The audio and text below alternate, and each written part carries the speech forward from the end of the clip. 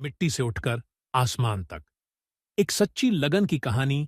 यह कहानी है रघु की, जो उत्तर प्रदेश के एक छोटे से गांव बरौली में जन्मा। उसका बचपन मिट्टी में खेलते और अपने पिता के साथ खेतों में काम करते बीता। उसके घर में केवल 3 लोग थे, उसके माँ बाप और वह खुद। पिता एक साधारण किसान थे और माँ घर पर सिलाई बुनाई का थोड़ा बहुत काम करके घर चलाने में मदद करती थीं। रघु बचपन से ही कुछ अलग था।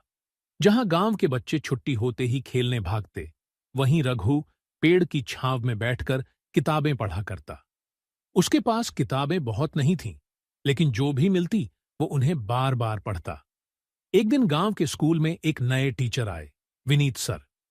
उन्होंने रघु में कुछ खास देखा।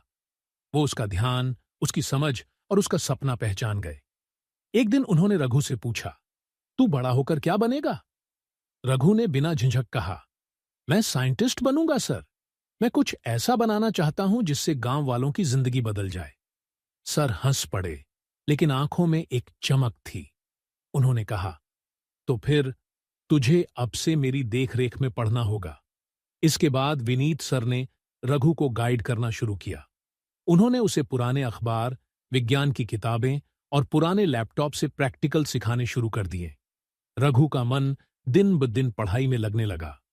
उसके माता पिता को पहले समझ नहीं आता था कि उनका बेटा बिजली और मशीन की बातें क्यों करता है, लेकिन उन्होंने उसे कभी रोका नहीं। संघर्ष की शुरुआत 10वीं के बाद रघु ने गांव छोड़कर शहर के एक कॉलेज में दाखिला लिया। ये उसके लिए पहली बड़ी लड़ाई थी। पैसों की तंगी, नए माहौल का डर और अकेलेपन की तकलीफ। लेकिन रघु डटा रहा। वो दिन में कॉलेज जाता, शाम को ट्यूशन पढ़ाता और रात को खुद पढ़ाई करता। कभी कभी पेट भरने के लिए एक वड़ा पाव ही काफी होता, लेकिन रघु के चेहरे पर कभी शिकन नहीं आई। उसे पता था कि ये रास्ता आसान नहीं है, पर मंजिल तक पहुंचना है। कॉलेज के दौरान उसने एक प्रोजेक्ट पर काम शुरू किया, सोलर पंप सिस्टम जो बिना बिजली के पानी खींच सकता था। उसका मकसद था कि गांव के किसान जिन्हें बिजली नहीं मिलती, वो भी आसानी से अपने खेत सींच सकें। लेकिन कॉलेज में किसी ने उसका मजाक उड़ाया। अरे, ये गांव का लड़का टेक्नोलॉजी बनाएगा? भाई, प्रोजेक्ट बना लो, लेकिन ऐसा सपना मत देखो। पहला मौका कॉलेज के आखिरी साल में एक राष्ट्रीय स्तर की साइंस प्रतियोगिता का आयोजन हुआ। रघु ने उसी सोलर पंप सिस्टम को वहां प्रस्तुत किया। पहले तो किसी ने ध्यान नहीं दिया, लेकिन जब जजों ने उसका मॉडल और उसका विजन सुना, तो सब चौंक गए। वो प्रतियोगिता जीत गया। उसे अमेरिका की एक यूनिवर्सिटी से स्कॉलरशिप मिली, पूरी पढ़ाई मुफ्त, रहने का खर्चा भी शामिल। रघु अब एक इंटरनेशनल लेवल पर काम करने लगा। उसने कई गरीब देशों के लिए कम लागत वाले टेक्नोलॉजी प्रोजेक्ट बनाए। उसका नाम पत्रिकाओं में छपने लगा, टीवी पर इंटरव्यू आने लगे। वापसी और बदलाव 10 साल बाद रघु अपने गांव लौट कर आया, लेकिन अब वो रघु नहीं, डॉ रघु प्रताप बन चुका था, एक सफल वैज्ञानिक, इनोवेटर और मोटिवेशनल स्पीकर।